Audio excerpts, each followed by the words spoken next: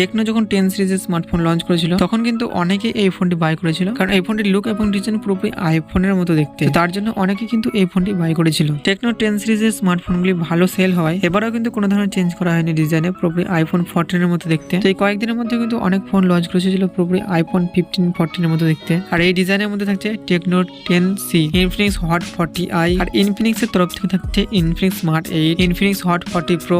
তো এই ফোনগুলি কিন্তু সস্তার মধ্যে পুরোপুরি আইফোনের মতো লুক দিয়েছে। তার সাথে ফ্রন্টে যেমন আইফোনের ডাইনামিক আইল্যান্ড দেওয়া আছে, এখানে কিন্তু ডাইনামিক আইল্যান্ডের মধ্যে একটা সিস্টেম দেওয়া আছে, যখন চার্জিং নোটিফিকেশন আসবে তখন কিন্তু একটা অ্যামেজিং লুক দেয় ফোনটার মধ্যে। তো এই ফোনটির ডিজাইনের দিক থেকে দেখতে গেলে তেমন কোনো চেঞ্জ থাকছে না। এই ফোনটির থিকনেস করা আছে 8.5 মিলিমিটার, ব্যাক সাইডে গ্লাস ফোন আর সাইডে ফ্রেম ইউজ করা হয়েছে, আর ব্যাক সাইডে IP53 dust and water register করা থাকছে। উপর দিয়ে থাকছে একটি স্পিকার, আর নিচে দিয়ে থাকছে একটি speaker, USB Type-C port, mic আর 3.5 mm headphone jack. Security sensor হিসেবে ব্যবহার হয়েছে সাইড মাউন্টেড ফিঙ্গারপ্রিন্ট, আর এই ফোনটির ফিঙ্গারপ্রিন্টও কিন্তু অনেক ফাস্ট। এবারে আমরা দেখে নেবো এই ফোনটির ডিসপ্লে। এই ফোনটিতে 6.6 ইঞ্চি IPS LCD ডিসপ্লে ব্যবহার করা হয়েছে 90 হার্জ টাচ রিফ্রেশের সাথে। এর স্ক্রিন টু বডি রেটিং থাকছে 84.6%, আর display regulation 720x1612 pixel, 227 ppi। তো ডিসপ্লে কোয়ালিটি তুলনামূলক বেশ ভালো, অতটা খারাপ বলবো না। এরপরে আমরা দেখে নেবো এই ফোনটির পারফরমেন্স। অপারেটিং সিস্টেম হিসেবে ব্যবহার করছে Android 13, আর এই ফোনটিতে চিপসেট ব্যবহার করছে MediaTek Helio G85 এর একটি চিপসেট। এর CPU হচ্ছে October 2.2 GHz। আপনি এই ফোনটিতে হাই সেটিংসে গেম প্লে করতে পারবেন না, কিন্তু নর্মাল যে টুকটাক গেম প্লে আছে সেগুলো করতে পারবেন। তো গেম প্লে হবে না বলবো না, বেশ স্মুথলি গেম প্লে করতে পারবেন এই প্রাইসের মধ্যে।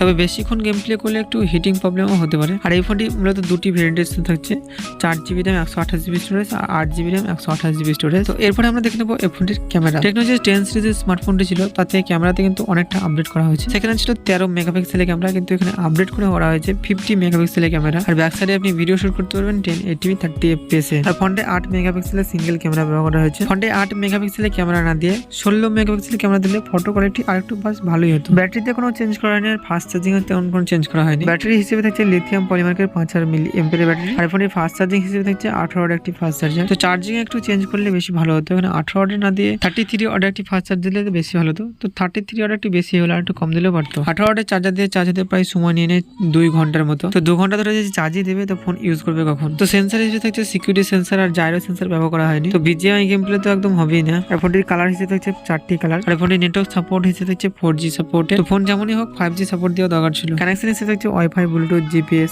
NFC থাকছে না, FM recording, USB Type-C, OTG। এছাড়াও টেকনো পার্ক 20C একটি ফুল রিভিউ ভিডিও। আর ভিডিওটি যদি আপনার ভালো লেগে থাকে লাইক করবেন, চ্যানেলটিকে সাবস্ক্রাইব করে নেবেন, আর কোনো কিছু জানার থাকলে কমেন্ট করতে পারেন। তো আমি কমেন্টের রিপ্লাইও দিয়ে থাকি। তো ভালো থাকবেন সবাই, আজকের মতো এতটুকুই।